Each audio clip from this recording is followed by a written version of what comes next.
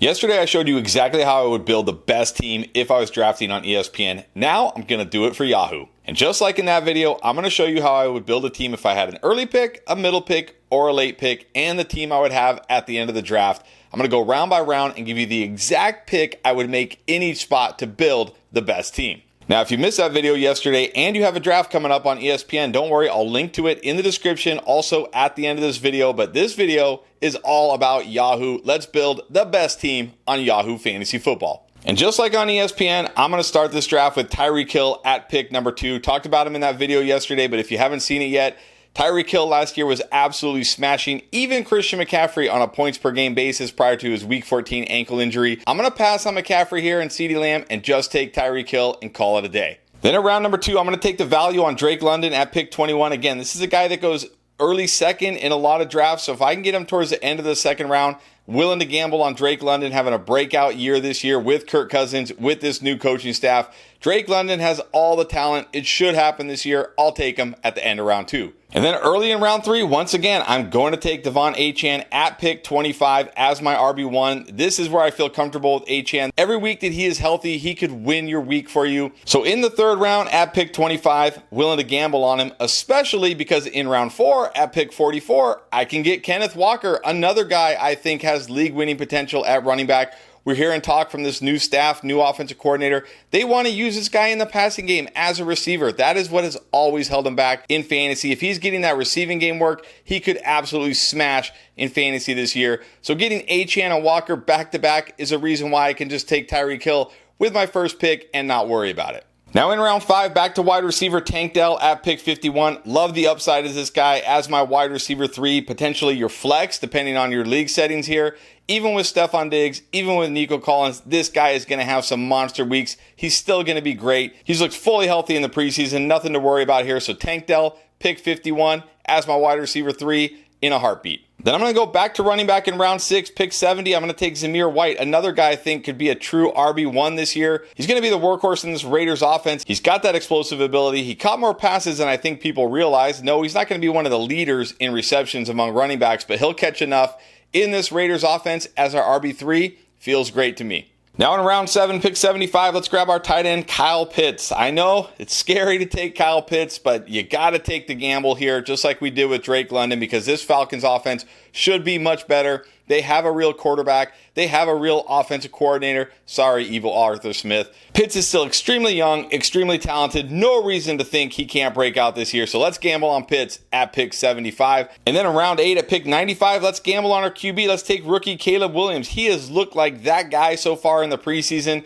Weapons all around him. DJ Moore, Keenan Allen, Rome Odunze, Swift out of the backfield, Cole Kmet. One of the best offensive lines. No reason Caleb Williams shouldn't succeed and potentially be this year's CJ Stroud. Now in round 9 at pick 99, we're going with rookie wide receiver Xavier Worthy of the Kansas City Chiefs. Another guy that's going to have incredible weekly upside. This guy is an absolute burner. He's going to hit so many home runs, so many long touchdowns with Patrick Mahomes. Getting him this late feels like a discount, especially because Hollywood Brown likely going to miss at least 2, 3, maybe 4 weeks to start the season. So we could legit have one of the best wide receivers to start the season, and we're getting him at pick 99. Then in round 10 at pick 124, let's go with another rookie wide receiver. That's Keon Coleman of the Bills. He's actually going last of all the Bills wide receivers on Yahoo, so let's go ahead and take him. Let's gamble on the fact that they drafted this guy for a reason, and they want him to be that Diggs replacement. Will he be? Maybe, maybe not, but in round 10, it's worth the gamble. In round 11, let's get one more running back, Rico Dowdle at pick 127. He could be the lead back for the Dallas Cowboys, one of the best offenses. He's a good pass catcher. He's a decent running back, nothing special, but this late to shore up our running back depth, it makes a lot of sense. And then finally, round 12, pick 138. Let's get one more upside wide receiver. That's Dontavian Wicks of the Green Bay Packers. Talked about this guy all offseason. I think he could really have a year 2 breakout in this Packers offense. Sure, he's going to be volatile because there's a lot of mouths to feed here, but he's got that upside you're looking for with your last pick. So that makes our team on Yahoo with an early pick, Caleb Williams at quarterback, Devon Achane, Kenneth Walker, Zamir White, and Rico Dowdle at running back. You got to feel good about that running back room.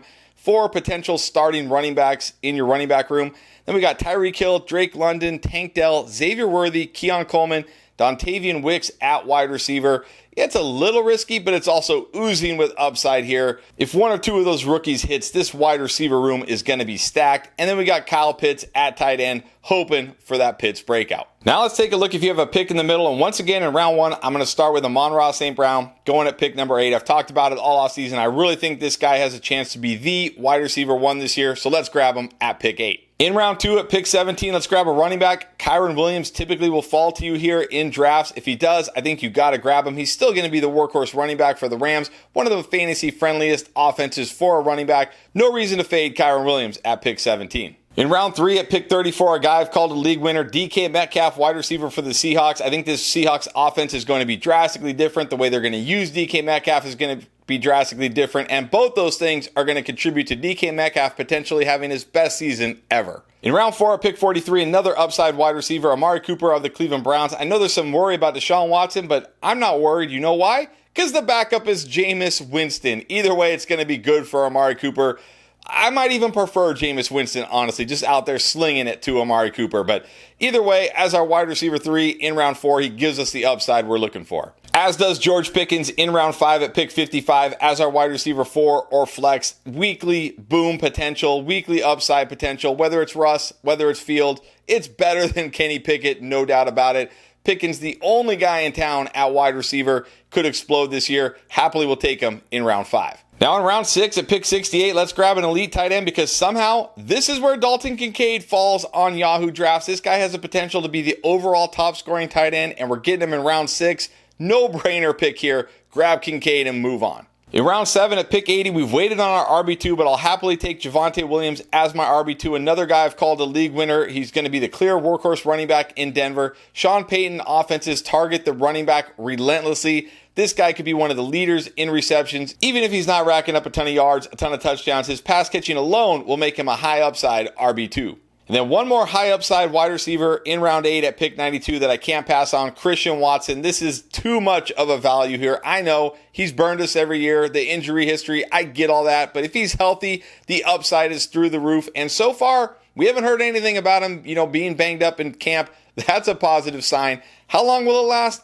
I don't know. But at pick 92, it's worth it. All right, we only have 2 running backs, so in round 9 at pick 108, let's grab our third. That's Gus Bus of the Los Angeles Chargers. I really think this guy is going to be the lead back for the Chargers. I think he has double-digit touchdown upside in this offense, behind this offensive line. So getting him as our RB3 in round 9 feels pretty good. And now that we have 3 potentially starting running backs, we can grab a handcuff in round 10 at pick 120, and that is Blake Corum. We got Kyren Williams. Let's back him up with Blake Corum. If anything happens to Kyren, Blake Corum could truly be a league winner. So it's nice having both these guys on our team. All right, as we head into round 11, we have punted quarterback, but at pick 129, let's grab Kirk Cousins. Talked about this Atlanta offense. It's going to be much better. Kirk Cousins, one of those QBs that nobody ever seems to want to draft, but he's always great in fantasy. He puts up yards, puts up touchdowns. He's got weapons. He's in a good offense. If I'm punting QB, I'm fine with Kirk Cousins in round 11. And then finally in round 12 at pick 132, let's get one more running back, one more potentially starting running back, and that is Chuba Hubbard of the Carolina Panthers. Look, Jonathan Brooks not back until at least week 3, maybe week 4, maybe even later. We don't know. And then when he comes back, he's going to be eased in. This is more than likely going to be Chuba's job to start the season. So getting a starting running back with our last pick, especially for a team that kind of ignored RB2 for a while, feels good. So that makes our final team from the middle spot: Kirk Cousins at quarterback, Kyren Williams, Javonte Williams, Gus Edwards, Blake Corum, and Chuba Hubbard at running back. Solid there at running back for sure. And then Amon-Ra St. Brown, DK Metcalf, Amari Cooper, George Pickens, Christian Watson at wide receiver. I mean, upside across the board here. Absolutely love it.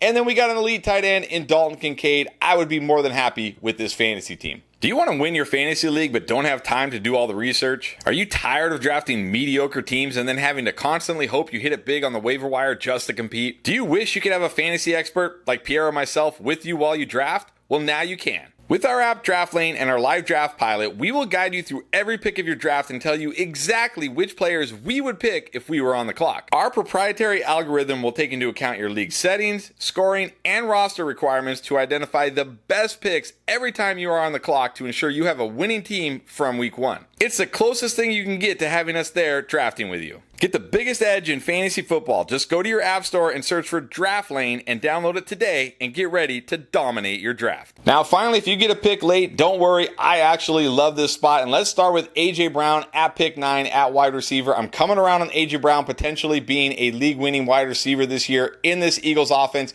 Jalen Hurts has looked phenomenal this offseason. I love the way they're going to run this offense with more pre-snap motion, moving A.J. Brown around. So take him at pick 9 as your wide receiver 1. Especially because you can get Jahmyr Gibbs, running back, at pick 15 on the way back as your RB1. No worries here about the hamstring. Going to be totally fine for week 1. He missed 2 games with a hamstring last year, came back, was totally fine. No reason to worry about him. This guy has overall RB1 upside, and we're getting him in round 2. Back to wide receiver in round 3, taking Jalen Waddle at pick 35. Another guy I have called a potential league winner. I think he's going to bounce back in a big way this year, have a huge season. Him and Tyreek Hill getting all the targets in this Dolphins offense. He's healthy. Happily will take him in the 3rd. And then when it comes back to us in round 4, let's take another wide receiver I love this year, and that is Devonta Smith at pick 37. I know we already have A.J. Brown, but that's fine with me. I'm fine with having both these guys on our fantasy team, especially when Devonta Smith is our wide receiver 3. It's okay to have a little volatility in your wide receiver 3 slot, but I think Devonta Smith and A.J. Brown are going to eat this year, so I'll take both. Then in round 5 at pick 58, let's take the Ravens' #1 wide receiver, Zay Flowers. For some reason being slept on a little bit this year, but he had a great end of the season last year. I think he only takes another step forward in year 2 and does even better.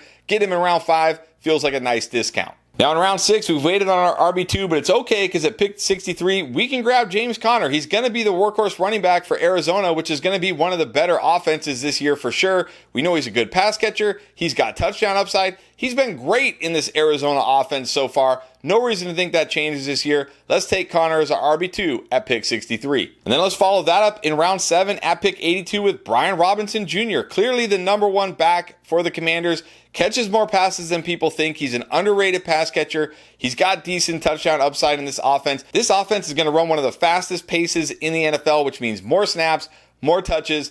They got an upgrade at quarterback. Yeah, there's some worry about the offensive line, but I think he's a good enough player to overcome it, and he'll get the volume. In round 7, take him as our RB3. Then at round 8 at pick 86, another upside running back. That's Tyjae Spears of the Tennessee Titans. Yeah, I know he's in a split with Tony Pollard, but I like Spears a little bit more. I think he has a little bit more juice, a little better in the passing game. So as our RB4 now, loving this. Now in round 9 at pick 107, let's gamble on another upside wide receiver, Jameson Williams, potential year 3 breakout here, which if he does anything, it would really be a breakout, to be honest. But love the way Dan Campbell's been talking him up. Love the way the Lions been talking him up. I think we finally see Jameson Williams come close to his potential. So we're getting him in round 9. We're taking that. Now we punted QB, but it's okay because in round 10 at pick 111, we can get Tua with this pick. Plus we get to stack him with Jalen Waddle. Not a bad thing. Look, Tua led the league in passing yards last year. Didn't have a ton of touchdowns, but that could definitely change this year in one of the best offenses in the NFL. Getting him as our QB1 this late feels great. Now, as we go into round 11, we did punt tight end. There's not a lot of love in this range, I'll be honest, but let's take Dalton Schultz, pick 130, tight end for the Houston Texans.